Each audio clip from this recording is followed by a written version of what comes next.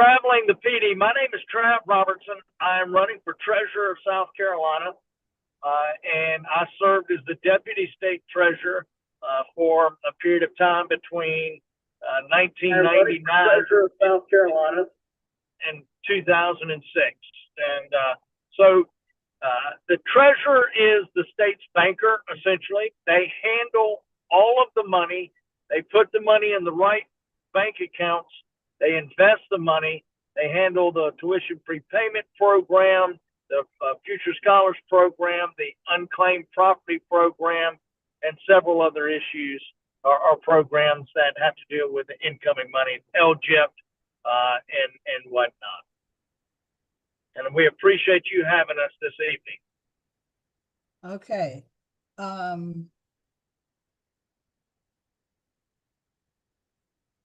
Okay, Tiffany. Jason already went. Okay, Thompson. Yes, good evening. Yes, ma'am. Good evening. Good evening. My name is James M. Thompson I, and I am a candidate for Richland County Council District 11. As a county council representative in Richland County, we provide general oversight when it comes to making legislative decisions. Also, we provide oversight when it comes to being fiscal responsible. More or less, we also we're responsible for the personnel management as far as the county administrator. But our goal as a future county council representative is not to get into the day-to-day, but to provide a high-level oversight, allow the county administrator and his staff to do the work. But we're there as oversight, ensuring that that the laws and the ordinances are being regulated. Any amendments that we need to make, that's the goal for county council, is to make those amendments and to approve those by having at least 6 favorable votes. But in a nutshell, we provide the oversight as county council. Thank you for this opportunity also. Okay.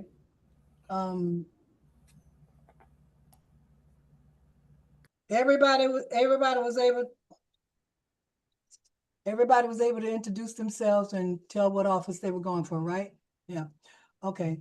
Do you have everybody blocked out, or they just blocked out? They finished. Go ahead and do it. Okay. And Gwena, and am I pronouncing your name right? Unmute her. Go ahead and unmute yourself, Miss Winter. Okay. My name is Edwina. Edwina. That's it. Perfect. Edwina. Okay. But I'll answer to most things. Oh, okay. All right. Now, why did you choose, you asked me, did I want to do qualification and everything? Why did you choose this office, to run for this office? And what do you bring, like qualification and all that? And then I'll ask you about vision after you do that. Okay, thank you. Thank you for the question. So why did I choose to run? Well, I chose to run because I got scared. As you can hear, I'm not from here. I've lived in South Carolina now for 14 years and absolutely love it. This is my home. I became a citizen in 2018, and that was one of the proudest days of my life. And one of the very first things that the Trump administration did when it came into power in 2025 was to sign an executive order saying that they were going to review all naturalized citizens to see if they still wanted us to be in the country. Mm-hmm. And that was a horrible feeling. And I decided I either had to go home or stay and fight. And because South Carolina is my home and I love it, I decided I was going to stay and fight, and then decided that the best way to do that was actually to run for office, to stick my head over the parapet and actually run. And I decided that the most qualified, or that I was most qualified to be Secretary of State. Mm-hmm. And the reason why I decided it was that is because I have 38 years of global business experience. I have worked all over the world in places like the UK and Europe, China, Japan, South Korea, Taiwan. often in very regulated industries like the nuclear industry. So I understand about the importance of transparency and accountability. You can't make a mistake. You have to keep excellent records, and you have to make sure that you are obeying the rules. I'm also a small business owner in South Carolina, and also a founder of a Christian nonprofit also in South Carolina, and I'm also a notary. So I touch basically everything that the Secretary of State's office is actually responsible for. So feel that as a project manager, as a site director, all the way back to a small business owner and a non-profit founder, that I am amply qualified to be the Secretary of State. All right. Tiffany, same question. I hope you remembered it. I think I can. I hope I I got it. remembered it. I think hope I got remembered it. Let's see. Let's talk qualifications, and then you asked about vision. So qualifications. I am currently the internal auditor at the Comptroller General's office. As of now. So my role was created as a solution or as a remedy to the $1.8 billion issue that happened and kind of affected 3 offices. So my position was created for that. So I'm already there. I'm already hands-on. I understand the intricacies of the office already. I know how the office functions, how it works. And I also can already see some of the areas that could be improved. So I have over 10 years experience as an auditor. So I have a different hat that I wear anyway. As an auditor, I'm already investigating things. I've been investigating financials my entire career. And I also have a CPA. I'm a certified public accountant. And I believe with all of that collectively, if we're talking about issues and errors, I'm the best person to get in there and figure it out. And not only to figure it out, but have a resolution and how we're going to move forward from it. So that's that in terms of vision and what I would like to see done, or some areas of improvement that I would add if I'm the next Comptroller General. I know that we currently have the transparency portal that was developed under the current Comptroller General, Brian Gaines. And as a tax-paying citizen, you can go out and look on the transparency portal and see how money is being spent. You can look at it at the state level, and you can see the categories and what have you. I would take that a little bit further. Especially for high-risk areas. Being that I'm an auditor, I would consider the high-risk areas, for example, capital projects. Many times things are being built and there's cost overruns that we're paying for, but that we don't know about.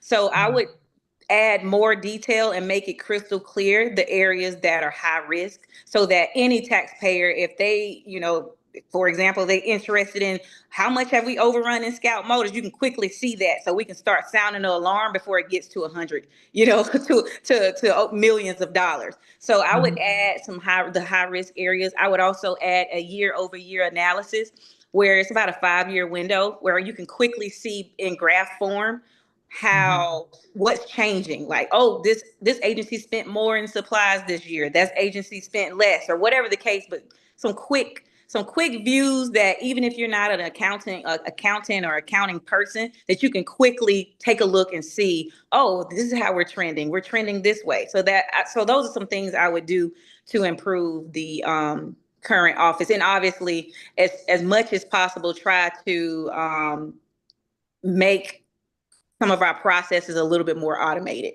As much as possible, utilize automation and AI to kind of simplify some of the things, to try to take the human error, the potential for human error out as much as possible, so that we can rest assured that what we're producing is accurate as possible. I have another question to ask you about working, but I think I want to go to Travis first. Okay. Trav, Yes, ma'am. Same question. Look, y'all gonna have to remember the questions because after I don't have anything written. I had it written down. I don't have anything written down. Well, I had something written down, That's but I don't all have right. that as Where it coming up.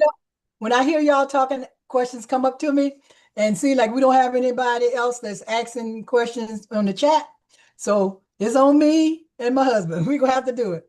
Well, that's all right. We're all becoming pros at answering these questions and remembering them. So, Yes.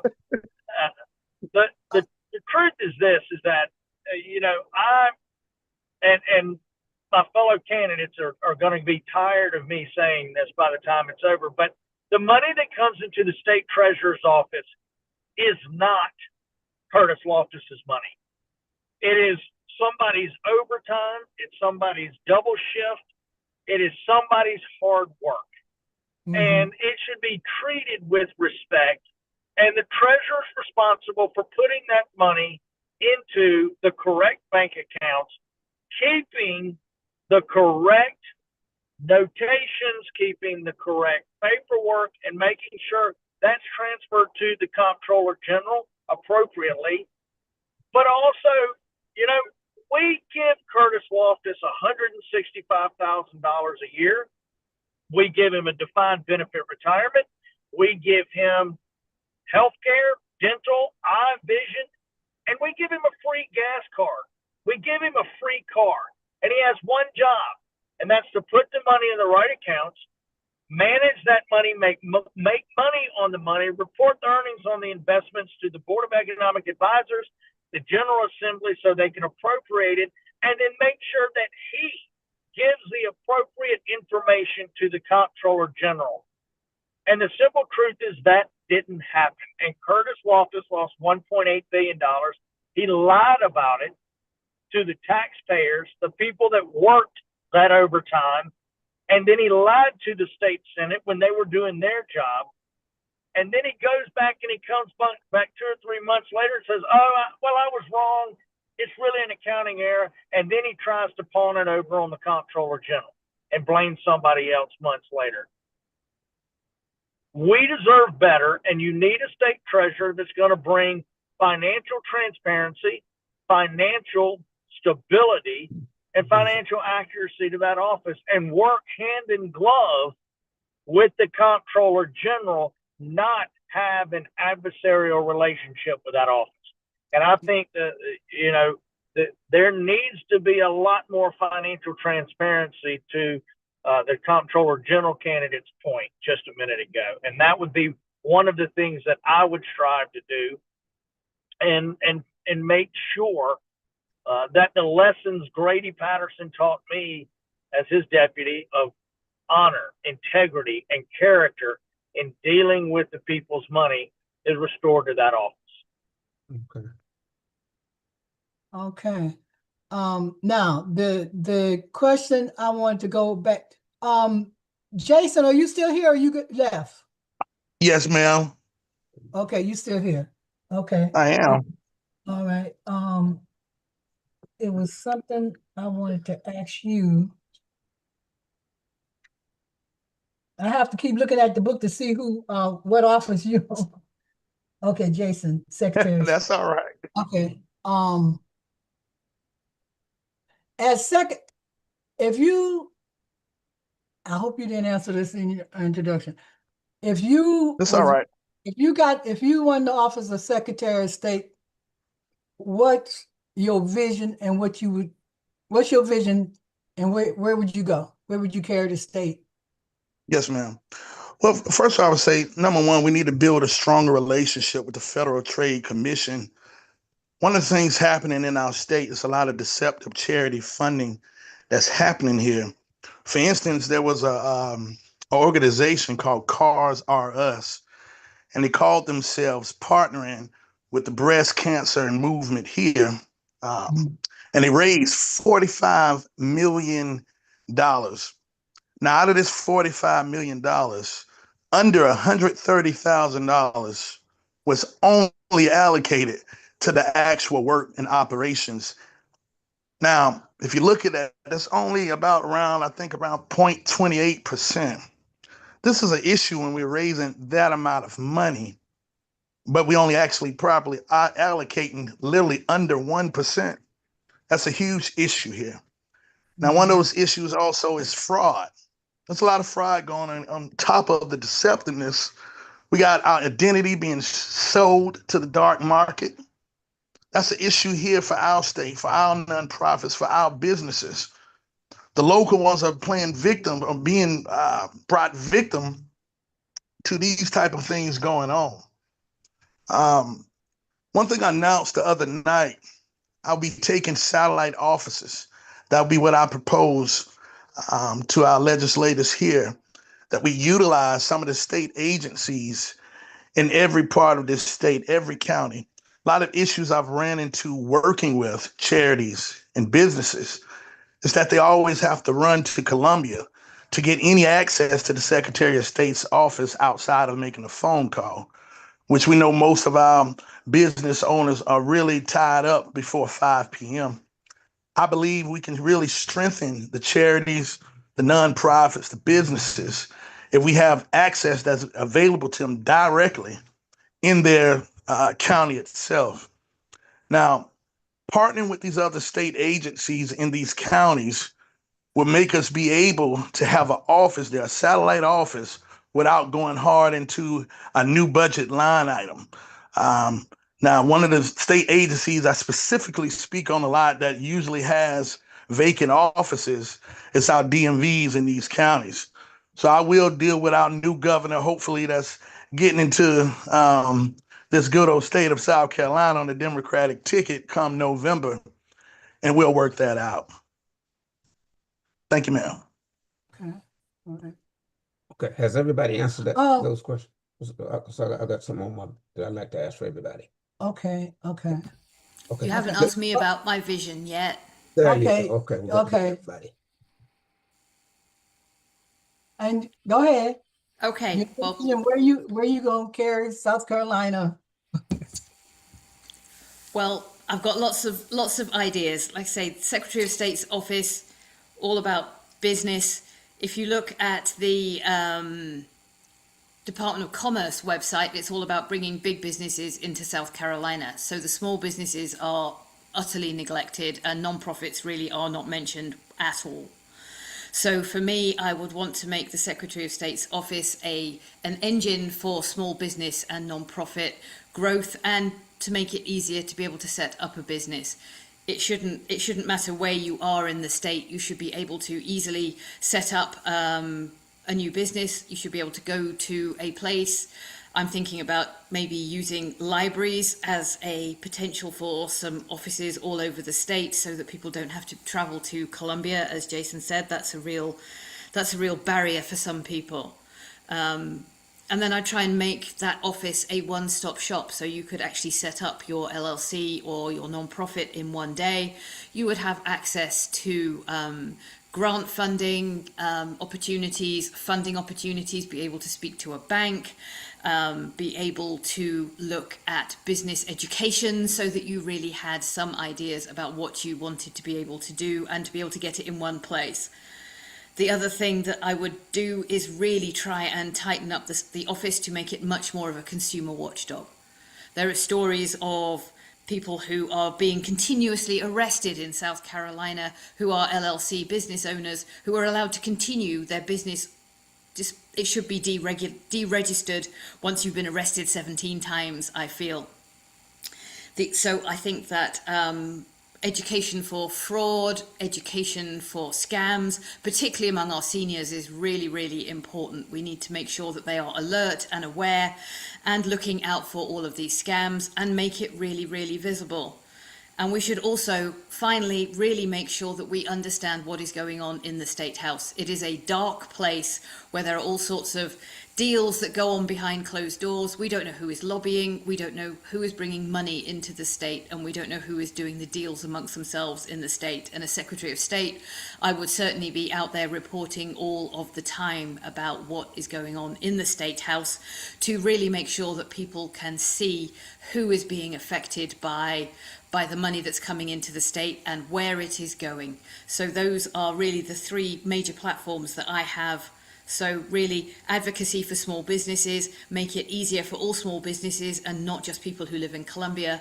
Doesn't matter where you live, you should be able to get the same service and the same attention, and somebody should be able to at least answer the phone. Scams, charity fraud, all of those things, make sure that people really understand what's going on, who they are giving money to and where it is going, and then transparency and accountability inside the State House. Those are my 3 platforms.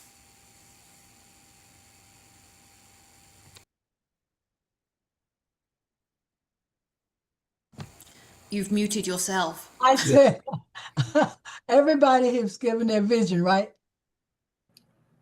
No, ma'am. Who is Greed? It's not a candidate. Oh, okay.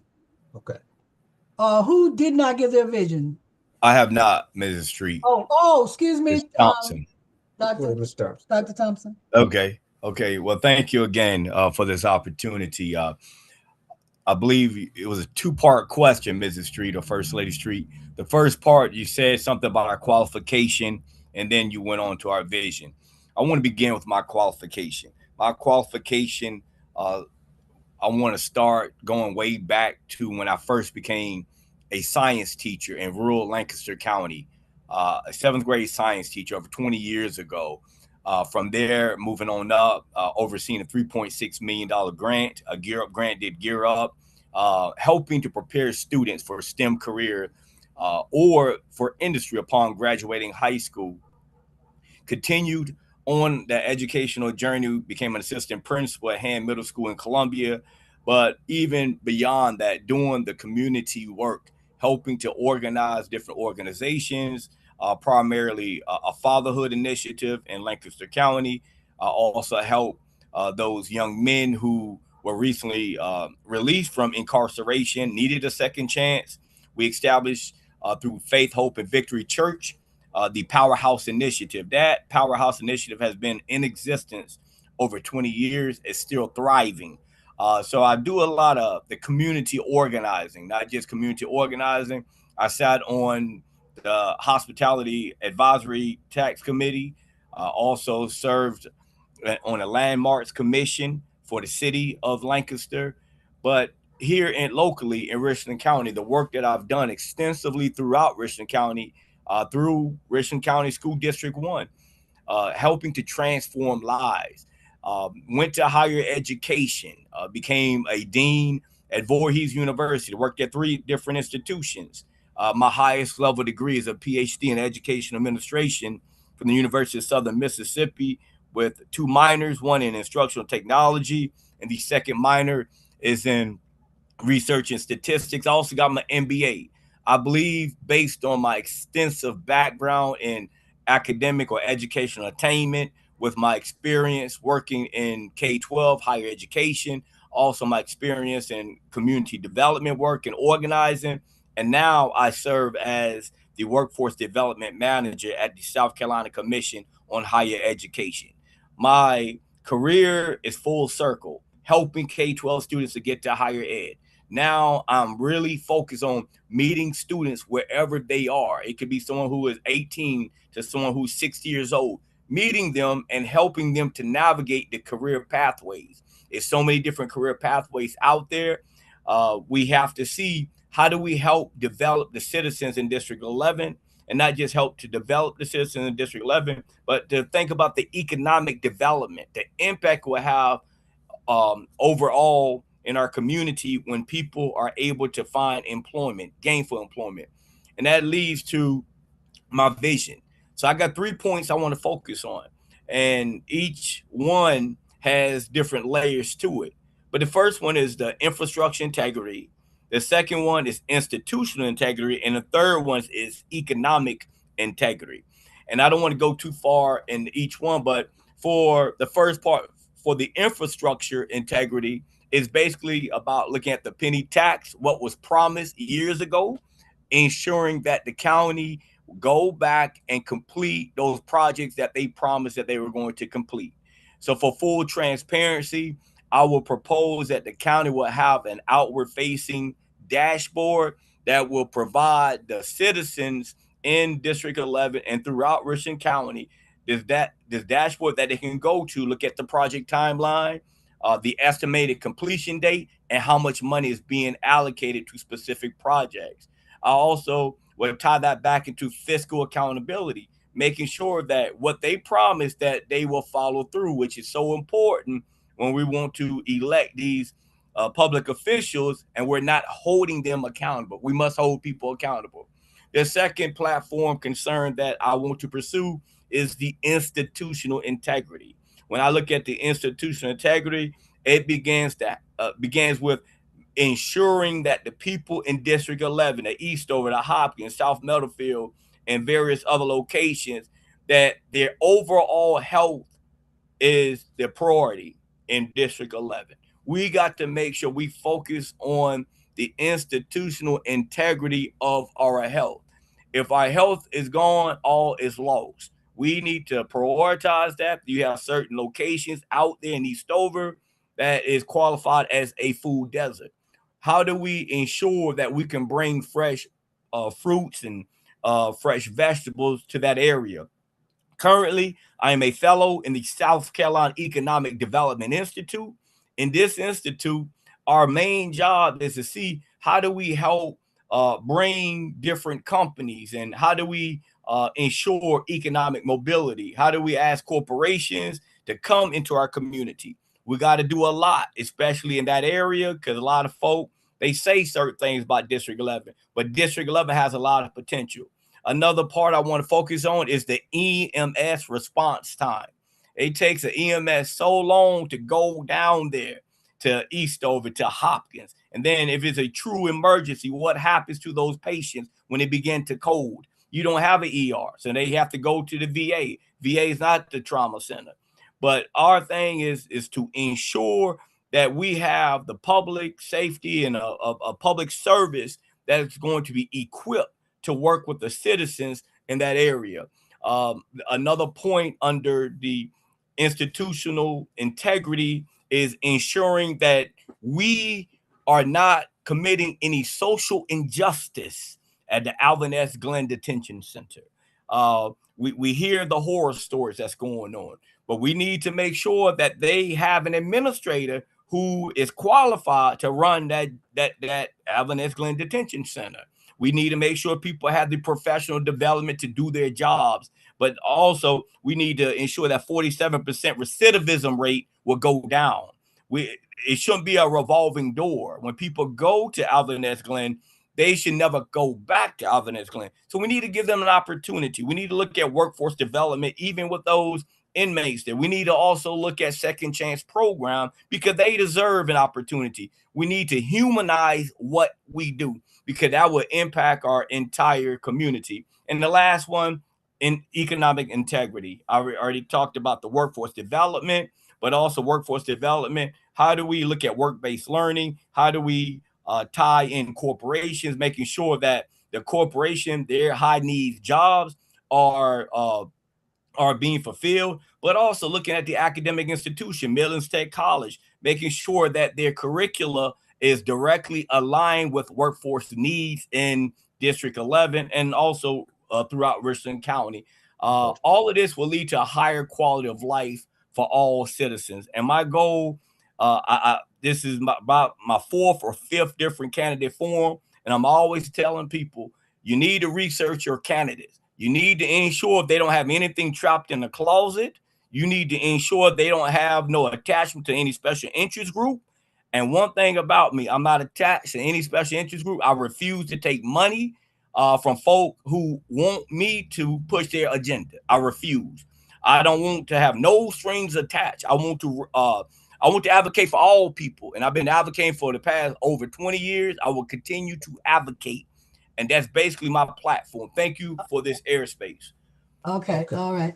Now, you have some questions? Yes. Has everybody had an opportunity to express their vision, explain their vision, and everybody had an opportunity? And all. Okay, thank you. My question is this. Based upon what is going on in this current administration, what are you doing to ensure, and I almost want to say guarantee, a victory to your potential voters? The victory for them. Yeah, the guarantee your victory.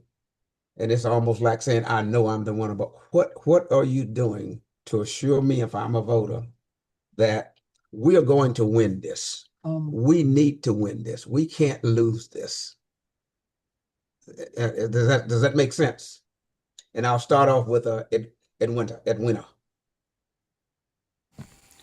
Okay, so are you asking about, am I going to win the primary or am I going to win the general election? What the primary on forward? What are you doing to assure me that I'm voting for a person here that's just a non-giver-upper? They are going to win. Okay, well, for both the primary and the general election, I believe that I am the most qualified candidate, say, with all of that business experience all over the world and being a small business owner and a non-profit founder. I think I can use my qualifications to the best. So what I am doing is trying to reach out to as many voters as I can possibly speak to listen to their concerns, to be able to create policy that will help them, and really just make sure that they are aware of what I am doing, where I am, that they can see that I am an incredible hard worker. I'm happy to work as many hours in the day as it takes to be able to reach everybody and make sure that they understand what I'm doing. And in terms of the general election, equally, we've had an incumbent who's been in the Secretary of State's office on the other side for 23 years now, and he has basically been missing in action for those 23 years.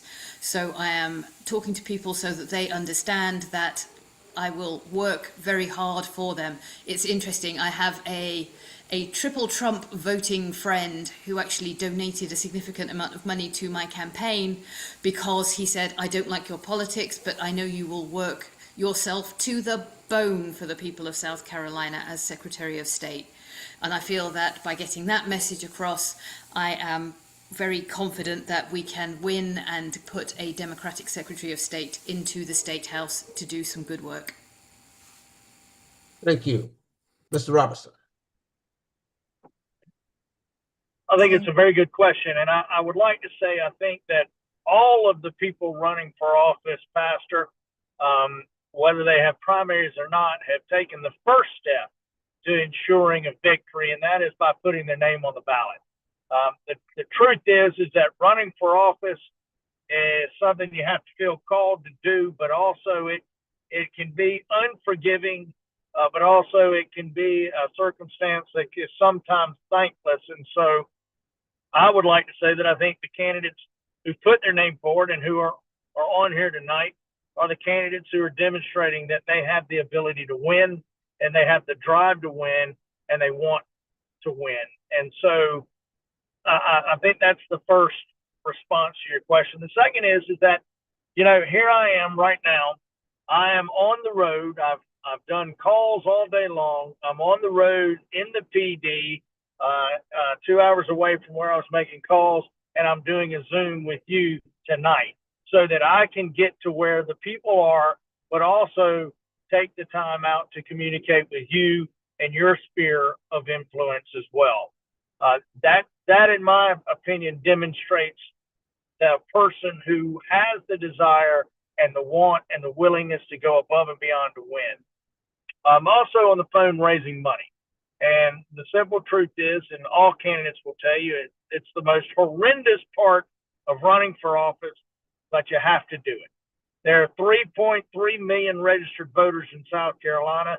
They're going to be between 132 to potentially 536,000 that will vote in our primaries across. You've got 31 contested local House races, every constitutional office in every state houses. And so, you've got to figure out how you're going to communicate with what you believe to be your base. And simply put, going into a general election, a primary, is something that you use to prepare yourself and prepare your supporters and the Democrats that support you for a general election. Because if you don't work and have a strong base now, you're not going to have them in October of this year.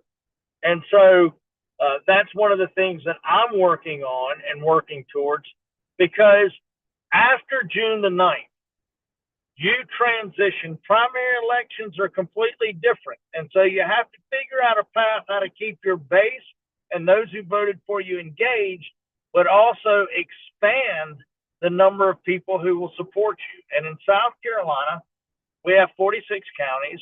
There are, of the 46, there are 13 to maybe 14 counties that keep Democrats from winning statewide. And what we have to do is figure out an efficient economic way to communicate with the voters, the 200,000 or 300,000 people in those 13 counties that don't have any primary history, but they always vote in general elections. And we have to figure out how to communicate with them on a sustained basis for several months. And we don't need to win them all. We just need a percentage. We just need 3.5% to 4.5%. We don't have to have them all. And that's how we put together a winning campaign. But I think when you're talking to those of us on this Zoom tonight, we are never going to raise the millions upon millions of dollars that you have to get up on television. So we've got to find creative ways in which to communicate with these voters. And so we have to take our votes for the top of the ticket, meaning we have to look at the United States Senate race. We have to look at the gubernatorial race, because those are going to be the people that help fund a coordinated campaign that helps lift all votes. And so I have been successful in this state in winning campaigns up and down the ballot. And so my job is to figure out a way to communicate with those voters, but most importantly, which voters to communicate. Mm-hmm. I hope that answered your question. It may have been a little much, but I apologize. Great. No, Thank you so much. Miss Boozer.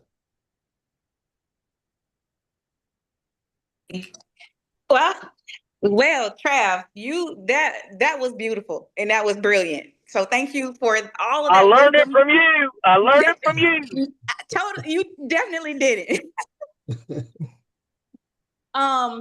Thank you for all that wisdom, though. But I will say, and I love that you described this as being a calling. I had zero interest whatsoever of entering this race. And Pastor, I can't guarantee you anything. But what I can say is that I entered this race because God told me yes. Mm-hmm. And I had zero interest. He gave me 3 days to get my name on that ballot. And I entered on the very last day. So I just believe that he wouldn't have had me enter this race if I didn't have what it takes right now. And so God has blessed me to just walk in so much favor, just so much favor. And everything I put my hands to, he has blessed. So I believe that while this, it seems that we're in a predominantly Republican state, but I can wholeheartedly say I'm an 8x10 on God's refrigerator. And so being that I'm in this race, I believe this is going to be one of these exceptional years, because I just believe that much. And like I said, on the other side of the ballot, as it relates to the comptroller general role, here we have a man, the Republicans have allowed an individual to enter that ticket who has zero accounting background, not even an associate's degree. And you want to be responsible for the state's accounting office, in which we have already had a major error that happened under a CPA. So my goal is to really press that across South Carolina. And like Trav said, we don't have to get them all. We just got to get enough. Right. And I want to really press that, these two offices, the comptrollers and the treasurer's office, have had the luxury of riding under the radar for many, many, many, many years. And we've had the same people in place for many, many, many, many years. But I think that has changed. And so now folks are paying attention. Folks have questions. Folks are feeling it in their pockets. when things are not being taken care of in South Carolina. So I think the more that they understand, and I've been on an education tour, to be honest, the more that people understand that these two offices are business offices and they have nothing to do with the issues of South Carolina, and that they understand that the issues of South Carolina that they want corrected or remedied does not matter if we don't have money to take care of it. I think we have a lot more business folks, that a lot of folks that are business minded, who may not be as, their vision may not be as clear as it relates to issues, but I believe it can be much clearer when it comes to money and when it comes to their pockets, when it comes to their everyday living. So I'm on a tour to educate. And I think it's funny that God told me to enter this race on the very last day. And again, the Republicans have allowed someone to be on the ticket who has zero accounting background. And I'm like, you know what? He had me enter on the last day so they won't have time to scramble and find a CPA, because he has nothing he can contend with me about as it relates to accounting of this office. So with that all being said, I'm a winner. That's what I do. And so I cannot guarantee anything, but what I can tell you is I'm going to fight the good fight of faith. All right. Yeah. All right. Thank you. Thank you so much. Mr. Thompson. Yes, sir. I'm just like Miss Boozer. I don't make any guarantees, can't make any promises. I heard Trav said earlier about the higher calling. I already shared this with Mrs. Street a while back when I first met her. I am not a career politician at all. Never aspired to run for any office, period, but received a higher calling from the Lord. I believe God is doing a new thing in this season. I believe God is tired sitting and watching, allowing people who are so-called Christians who hide behind the cross for personal agenda, pushing other people's agenda, their agenda, and not the Lord's vision. I believe God is doing a new thing. So I can't make no guarantee, no promises, but I can tell you one thing. The first important thing to do is to show up. I showed up on this call tonight. Matter of fact, this is my third call, this my third candidate forum this week, and I have 5 more to go. And so I don't sit there and complain. I show up. When I'm invited, I go. Sometimes I'm not invited. I still show up because they don't tell me everything, because I want people to know I'm very accessible, and I want people to know I'm very qualified, and I want them to know I can articulate and I can debate. It's so important for someone who can advocate for other people's needs, for all people, for the voiceless, for those who don't want to show up. We need people who can advocate for them as well. So although I cannot guarantee that I am going to win, but the people who have heard me speak, they could hear my passion. They could hear that I'm qualified, but they could also know that I will advocate for everybody to ensure the quality of life in District 11 will go through the roof, because District 11 has a lot of potential and we have not tapped all the potential yet. So thank you.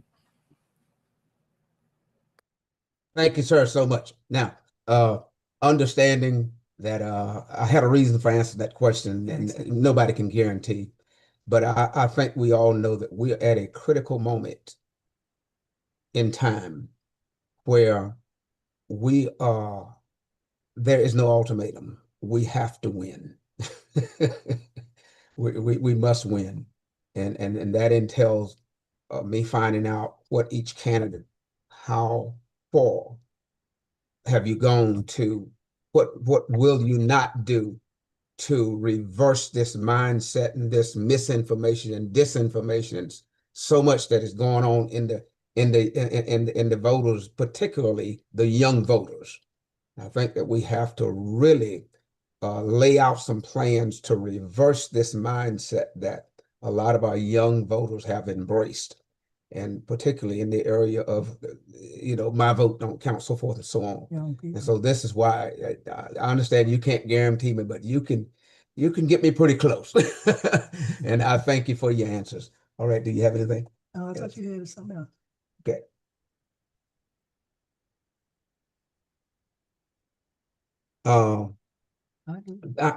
That's another one I want to ask. With what is your answer to, and this is to everybody, with what is going on now, the gas prices and not only gas prices but everything. Everything. Right. with the young person, and you can see I have a passion for this young voter because I believe that we need them to move to the next level. How do you confront them, and what's your answer to them, your assurance to them that can help sway them to come back on board and understand that what they're actually looking at is really not real? A lot of them has been convinced that, particularly that voted on the Republican side, that there's some truth to what's going on.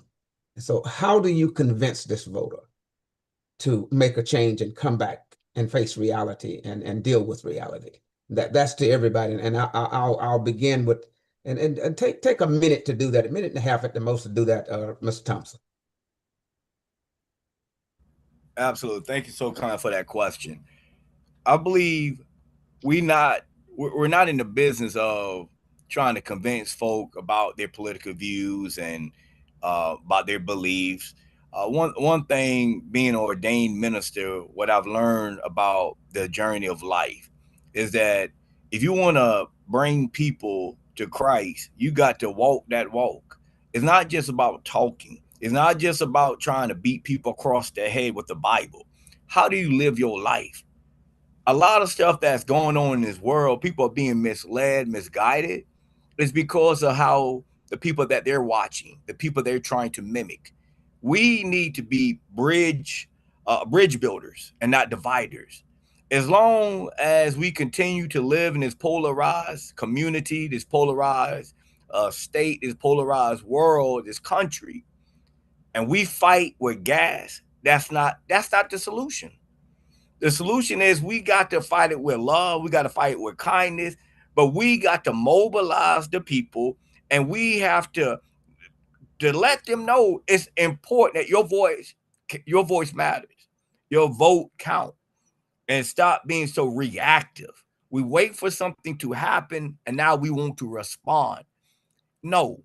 And then once that fire is out, we put that fire out, then we go to the next fire. We'll never get anywhere as a community. It's not about just the race, it's not just about the ethnicity. It has a lot to do with the institution that we're in. We can't just demolish the institution and start from scratch. So you have to mobilize the most precious resources that we have is our human beings. And we have to live in such a way that people will believe in us. They will believe in our mission. They will see that it's more important to vote on different issues and concerns more or less than voting on a political platform or vote because someone represent a certain political party. No, vote on the issues. Vote on the issues, but take it one step further. Whoever we elect to office, hold their feet to the fire. Hold them account. We don't do that enough. We don't run to the county council meetings. When something we don't know about things till after the fact, and then we get upset. No, I believe at the local level is so important. The local level government impacts our day-to-day life more than Washington impacts our day-to-day lives. We got to mobilize the local community and let that have a ripple effect to go higher up to state government. But we have to work together collaboratively.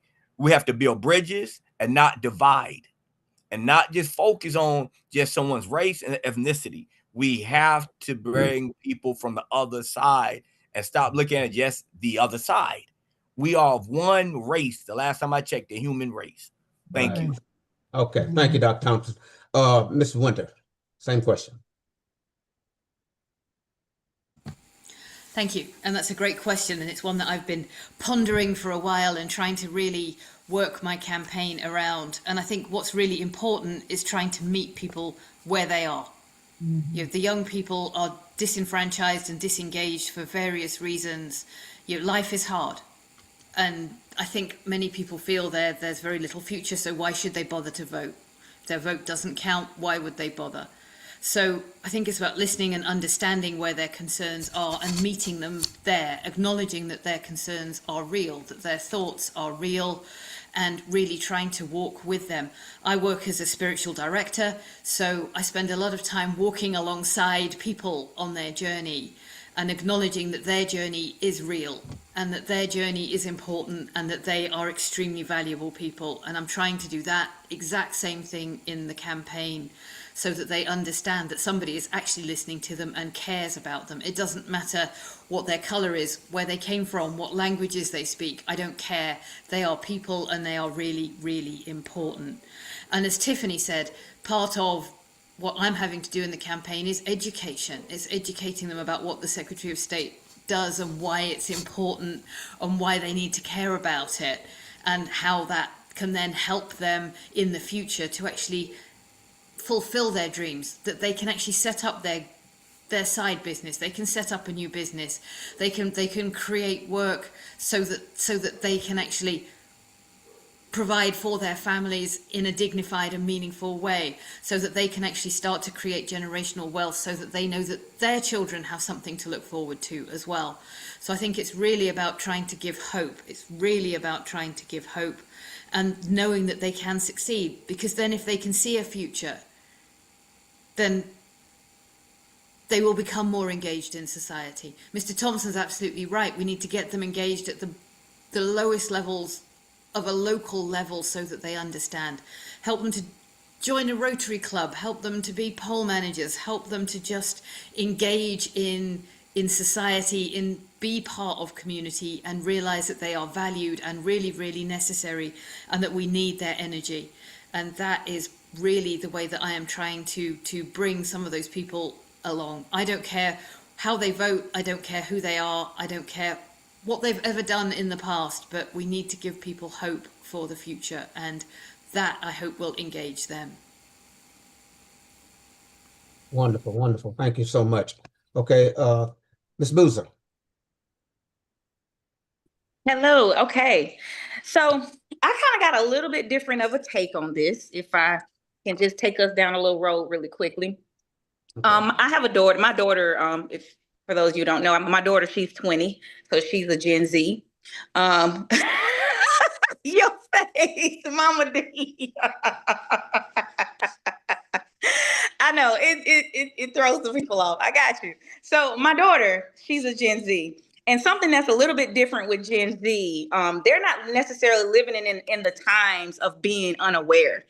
There was a time when politics was kind of off to the side, and you were able to just live life without, going into the lane of politics.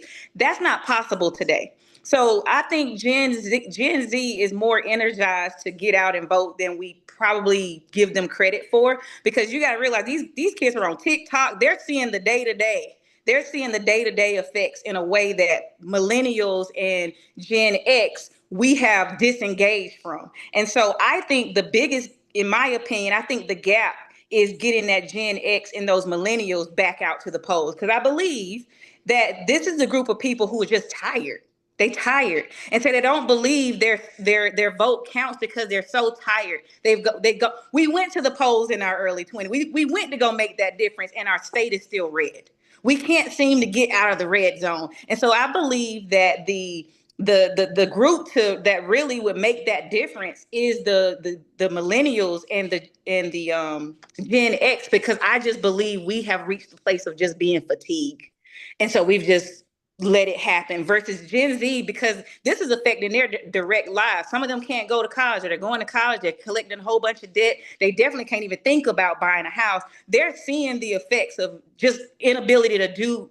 They're immobile because they just can't do certain things that we were able to do at their ages. So they're ready. It's these other two sleeper cells. That's what I'm gonna call it. It's the sleeper cells of the millennials and the Gen X that we got to wake them up. I'm still thinking about some ideas. I was thinking about doing like a voter block party. I'm thinking about ideas on how to get the sleeper cells. We got to get the sleeper cells woken up. Those are my 2 cents on it. Well, great, wonderful. Thank you so much for that answer. And you, Mr. Robinson. You know, when a dozen eggs is skyrocketing in price, when a gallon of milk is skyrocketing in price, when people are having to make decisions between paying for a tank of gas to get to work, right, and a cell phone bill or an increasing power bill or prescription medication. Everybody is going to be impacted. And that doesn't matter whether you're 88 years old like my mom and dad, or 40 years old, or 20, or 16. Everybody is going to be impacted by the cost of everything that's happening in this state and country. And so I think that we, as candidates, as people, have to take an opportunity here, because everybody has said that people feel as though their vote doesn't matter. And I can tell you today, I've been bothered with the very existence of my political being because of what the Republicans did to Congressman Clyburn's congressional district today, and essentially drawing him out of his district and moving it and bringing this bill to the floor and potentially changing the primary dates for all of the people on this call, this Zoom tonight, and the congressional candidates. And so what that leads to is a place of despair. It leads to a place of hopelessness, to Edwina's point. But the other part of this is that we now live in a world where it is easier to believe what is not true. It is easier to believe something that's false, something that's fake, as opposed to believing and researching and finding the truth. And that is a societal problem that we have. And we have to actually try to get control of this, because the Republicans, and I'm sorry, what happened today to Jim Clyburn was done by the Republicans. And the fact is what they did today was trying to eliminate the voice of African American people in this state. And I've got a problem with it. And I think that when you see that occurring and the Republicans making it okay to disregard people of color in this state and in this country, it can have a devastating impact. And so we've got to figure out a way to restore hope, to restore faith, and to restore a belief in the common good of people that will prevail. And that's not something that's going to be done overnight by politicians. It's got to be done by communities of faith. It's got to be done by shared communities of color. And it has to be done by people who are willing to say, I'm going to sacrifice it all, but this is the truth and this is the reality, and it's time we started believing it. Exactly. And I'm 100% in agreement with all of the comments that was made, and we certainly appreciate it. But and we definitely have to reach out, and this is why we are very inexperienced at this. But it was something, a dream that my wife had in terms of getting as many as that we could to get information out, to become informed, and to help, particularly help younger people that I've been able to talk to help them get on board, because somewhere or another we've lost them in the Democratic Party, and they've been stuck in many cases in this Republican facade. And if we come up with some plans and know exactly how we're going to reach this group of voters that is, that's been pulled away, and in some cases, just lack of interest, we're not going to win. And this is, I believe personally, that we're in a time in our country where we have to win. We don't have a choice. We have to win this. And the only way we can do it is by galvanizing and reaching out to every single person that we meet is a potential Democratic voter. And Pastor, I would like to say, I think I'm saying this on behalf of the candidates here tonight, is we're here tonight to join you in that fight and in that effort to communicate with every single person and give them hope and give them faith. Mm-hmm. All right. Well, you got anything? Tiffany was saying I don't know all them Gen Z and all this. I don't know which age group. I say, we're past middle 70s, so, from 60 on down to voting age. There's 60 on down to voting age. And I say 60 because our oldest son is 58. And I know depending on which area you lived in, integration might have been a little later, or things came along a little slower. So I'm reaching out to from the 60 on to the 18, and actually even younger, because if you get them thinking younger, when they can't wait till they get to be 18, so they'll be eligible to vote. So so that's what I wanted to say about education. I agree with Tiffany, because that was our thing. I said education. And that was why my first question after the introduction and everything is to tell what the job entail. Because a lot of people don't, I didn't know. When last month, when I went to the Northeast Dems meeting, that's where Trav was, and Trav was there, and Vincent was there, and Tiffany, and Edwin, and Wina was there too, but she didn't speak. That's how I got her card, so I could have dialed her direct. But anyway, and so when Tiffany told what the Comptroller General does, and that's what most people need to know. They need to know, what does this entail? What does the job entail?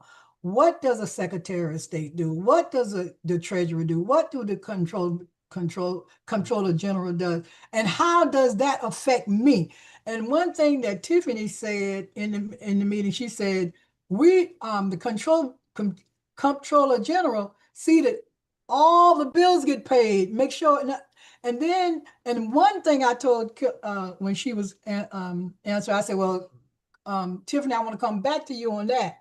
But it was when she told how the two office, and would you say that now, Tiffany, how what two office, and I think that would be you and Trav together, what two office should work together for the going forward of the state, or for the betterment of the state? Comptroller General with whatever office that would better the state.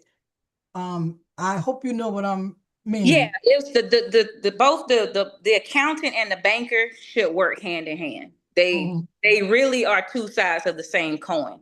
But we can't operate with that in that space right now, because we have a whole treasurer who absolutely refuses to take any responsibility in his role of the $1.8 billion, which actually originated in his office. But as I don't know if I mentioned this before, I love, and I'm so proud that I can say that the comptroller who was sitting at that time, he resigned. He took responsibility for his portion, and he resigned. The auditor at the time, Kennedy, who also knew about the issue, he took responsibility for his portion, and he resigned. They said, hey, I was wrong. I'm going to step out of the way so that South Carolina can continue to be great. And Curtis Loftus refused to do that. In fact, the communication doesn't exist, because every time there is an attempt of our current comptroller to communicate, it's always a blame game. He just wants to find somebody to blame because he refuses to take responsibility for his portion. That's right. So much so that the Senate, who sat through all of those hearings, who looked at all of the evidence, the senator said, hey, 33-8, we want him out of here. Those folks would not have sat through all of that testimony, and just to, if he was not responsible, it wouldn't have been a 33-8 to vote him out. That's right. And I would like to echo what Tiffany is saying, and that is that, she is an internal auditor, and the current incumbent Comptroller General have gone above and beyond the call of duty to solve this problem. And, it's just like the Curtis Loftus, the incumbent treasurer, told reporters the day after filing closed that he wasn't satisfied with the information because he insinuated he couldn't get the information from the Comptroller General. Well, let me tell you something. I know Tiffany, And I know the current incumbent comptroller general, who's not running again, they are above and beyond reproach.